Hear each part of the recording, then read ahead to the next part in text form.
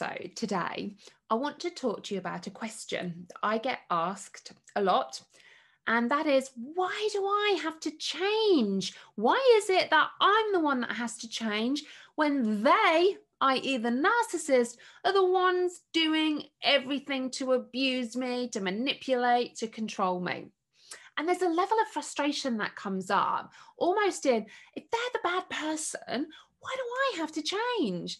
And let me tell you, I hear you with that. It's almost like, where's that sense of justice in this world? I hear that word a lot with my clients, injustice. You know, where is that justice in this world that I have to change to cope with their behavior? Why is that the case? And in today's episode, I want to talk to you a little bit about this, maybe trying to get you to see it from a different lens, because the lens you are looking at it at the moment, if you feel frustrated and angry that why do I have to do this? Why do I have to preempt their behavior? Why do I have to, look at their behavior and change how I am? Why is that? And then we get a lot of emotion coming up, anger, frustration.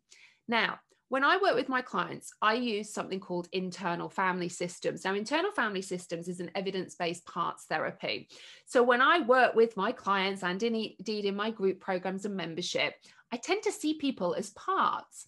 So when someone tells me that they are frustrated or angry or any of these other emotions that are coming up for them about how they feel, I'm immediately, okay, that's a part. Because that's not you operating as yourself. Because when you are coming from a place of being yourself, then you're coming from a place of clarity, confidence, compassion, curiosity, connectedness, calmness.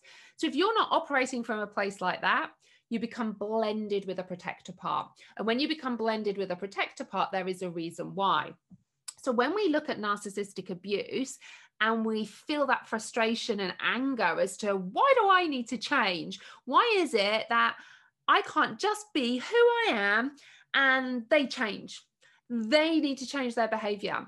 And in part, I agree with you, because at the end of the day, I remember having this discussion with my daughter the other week, actually, about somebody at school. And we focused a lot on, we can't change her. So how do you need to be to create the best environment for you in the school environment? So again, this is a great lesson for kids as well, because remember, you can't change anybody. You cannot change the narcissist, okay? Don't do what I did for years and years and years. Wait for them to change in the hope that they're going to have this epiphany one day and go, oh, Caroline, oh my goodness, I'm a narcissist. You're right.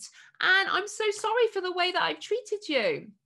Because I have to tell you, I kept waiting for that. I kept waiting for that to happen. I kept being stuck in this trauma bond, this addiction of hoping and saying, I remember saying to myself so many times, maybe we can be amicable with this. And this is after my divorce. Maybe it will be okay. Maybe we can be amicable. And then something would happen. And then I'd be like, Caroline, why do you keep giving those chances? No, no, no, no, no. And then I'd be like, block, block, block. And then I might see him at the door and he might be pleasant for a change at the door. And then I think, maybe we could be amicable and co-parent. And maybe for a couple of days, I'd sit in a space of, maybe it will be okay. And then something would happen. And there we were in the cycle again. Can any of you relate to that? Can any of you relate to kind of hoping and thinking, well, they've been all right today. And then all of a sudden something else happens, right? But that's the nature of the narcissist, remember. They're always looking at never feeling their sense of worthlessness. Because I know many of you will think that narcissists are really confident and they've got it all sorted, but actually they really feel worthless. They're one of the most worthless people with what they think about themselves on a very deep level. They may not portray that because they are projecting their pain and hurt outwardly onto others, because the alternative to that is to go within, to look at those inner child wounds that they have and heal those. And they won't do that. They just won't do that. And again, from a research perspective, we don't know why we can't cure or work with narcissists. There have been cases where narcissists have gone onto medication and they've been marginally better in their destructive behavior. But as for having connected relationships, that just doesn't happen. There's no research out there at all for that. So that kind of brings me back to, again, why do you need to change? Well, I'm here to tell you maybe looking at it from a different lens. And for this, I'm going to give you an example of sunshine and clouds. Now, bear with me. Okay, bear with me, because you might be thinking, Caroline, what are you talking about? Sunshine and clouds. Don't even want to think about sunshine when you're talking about narcissistic abuse. But I want to give you a visual analogy that might help you understand a little bit more about why you are where you are and why you're feeling the way that you do using internal family systems. So using that parts therapy. So I want you almost to imagine like a triangle. And in that triangle, there is you as yourself, the sunshine. Okay.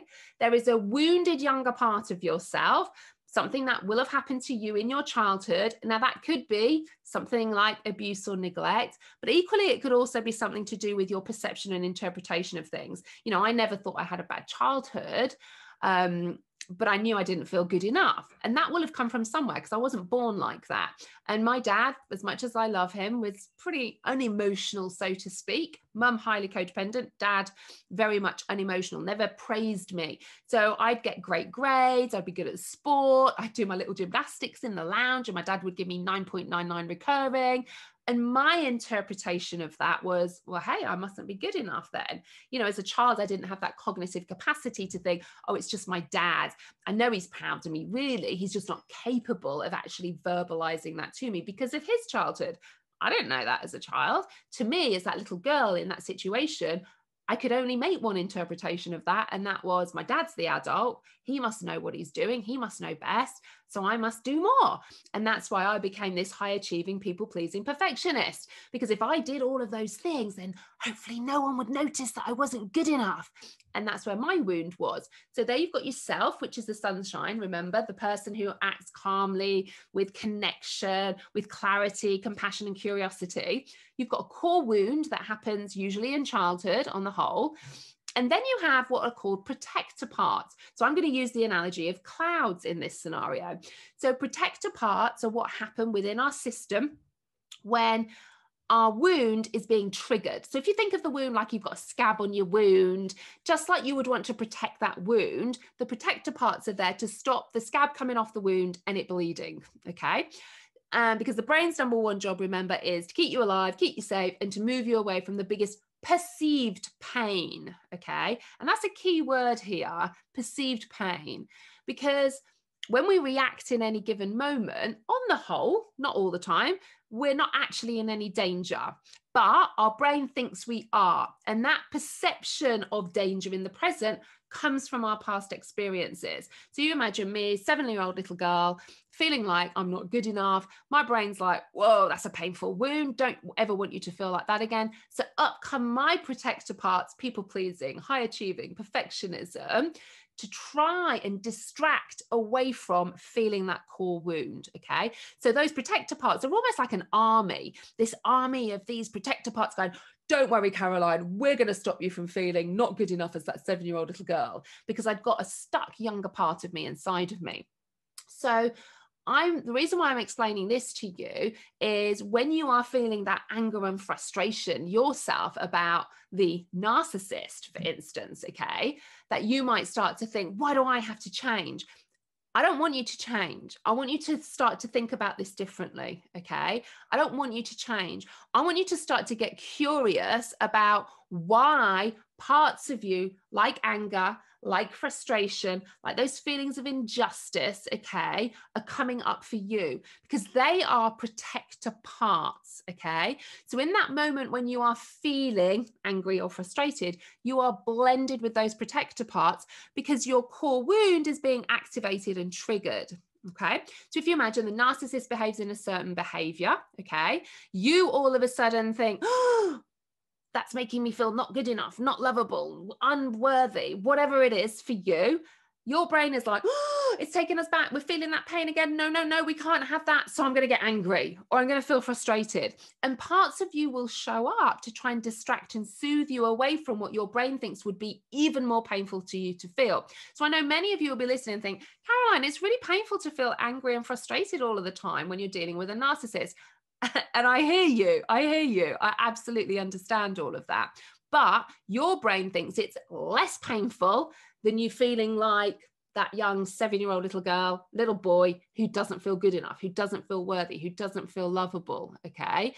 And we need to get curious then about why. Why do I feel like that? What happened? Because it's stuck trauma in your body, and our fascia holds memory. So our body will hold the memory, the nervous system reacts and tells the story of our past lived experiences. And if we haven't finished processing that and recognizing in the present, both cognitively and somatically, that we are now safe, doesn't mean what we went through was very nice. It just means that in the present, we know we are remembering things, not reliving things. And that's where the reaction's coming from. So when you are reacting in the present, it's because you are blending with protector parts, because a younger wound is being triggered in that moment, okay? Or even the parts can be there all the time to try and stop you ever feeling like that, like people pleasing, perfectionism, high achieving, so many different things, because the brain thinks if we're distracting you and you're doing all of those, the likelihood is you're not going to feel this core wound.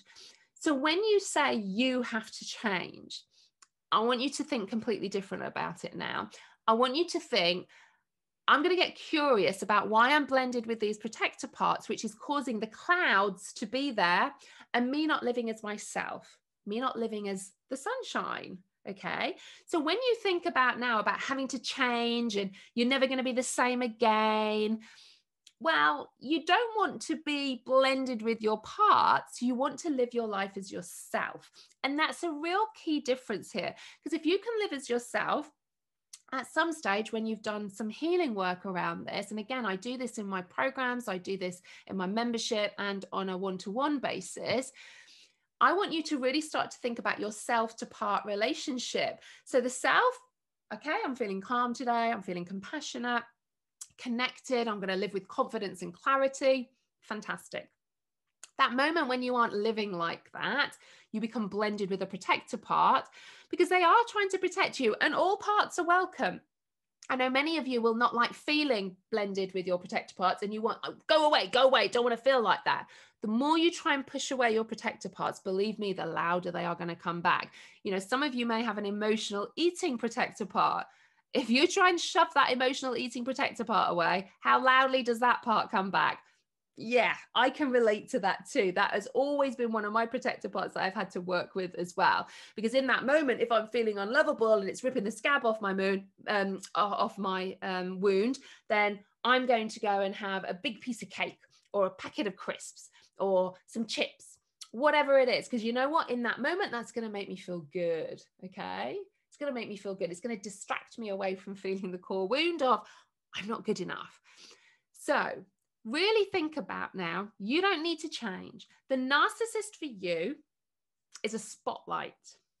The narcissist is a spotlight for you to awaken and recognize the narcissist is triggering me to blend with my protector parts and live as the clouds. So I'm now going to get curious. The power is with me. It's not the narcissist's job to work on my clouds or get to know my protector parts as to why they're there. That's not in their power. It's in your power. So when you work on those protector parts, okay, and they realize that there's no wounds still for them to protect, the clouds will part and you'll be able to live as the sunshine. And when you do that, everything is available to you. You can live your best life then, and you can become aware, self to part, okay? I feel my anger part coming up here. That's not me being angry. That's a part of me. Okay. I feel like I need to please everybody. Okay. That's not me as myself. That's a protector part coming up. Why? Why is it coming up? What job is it doing for me? What does that part think would happen if it wasn't there? We're going to get curious about that. So I just want you to know, I do not want you to change at all because you are wonderful. You are enough. But what's happening is you're blending with protector parts because you have a core wound that needs working on. And when you work on that core wound, those protector parts in that role won't need to show up for you. And you'll be able to live your life as yourself because everything is available to you. So it's not that you need to change. You need to realize the narcissist is highlighting your clouds, your protector parts. And then all we want to do is get curious and work on, welcome those parts, understand why they're there, let them know they don't need to be there anymore because you are an adult now. You can cope. Doesn't mean it's not a challenge, but you can cope. So I hope that really helps you realize this isn't about you having to change because of the narcissist. This is about you really getting curious so you can live as your true self, because you know what? You as your true self is amazing, is good enough, is wonderful, is lovable, and you deserve to live an amazing life.